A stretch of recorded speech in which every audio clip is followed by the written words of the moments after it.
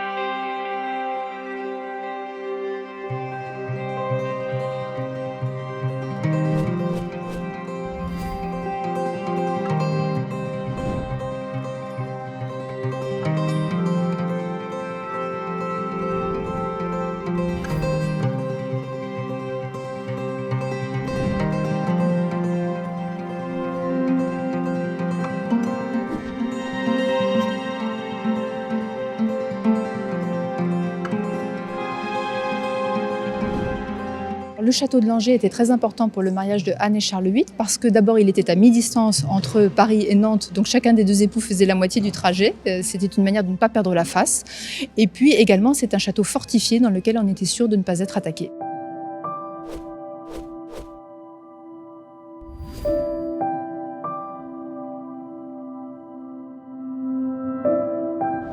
C'est un château effectivement à taille humaine, Amboise, donc c'est un château dans lequel elle trouve rapidement ses habitudes. Elle a d'abord été au Plessis-les-Tours, qui est un château un petit peu triste, qui était le château de Louis XI. Elle est arrivée à Amboise, que Charles VIII fait embellir par des artisans qui s'inspirent de l'Italie. C'est un château très lumineux, un château dans lequel elle va passer beaucoup de temps, et où malheureusement, après avoir donné naissance à beaucoup d'enfants, elle va aussi perdre tous ses enfants. C'est un peu un château à double visage, le bonheur des premières années de mariage avec Charles VIII, qui se passe plutôt bien, mais ensuite tous ces enfants qu'elle a perdus.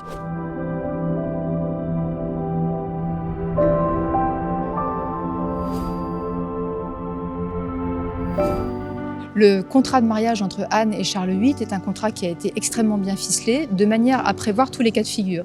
Si Anne meurt la première, c'est le roi qui récupère la Bretagne. Mais si c'est lui qui meurt, par contre, elle reste duchesse, elle reprend ses terres, mais elle s'engage à épouser le successeur du roi de France, qui sera effectivement Louis XII.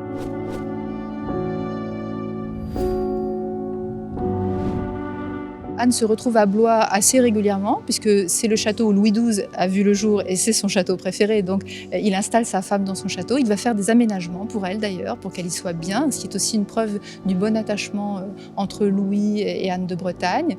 Et à Blois en particulier, des jardins vont être dessinés par des maîtres italiens. Anne va vraiment surveiller de près l'aménagement de ces jardins. Pour elle, c'est quelque chose auquel elle tient beaucoup.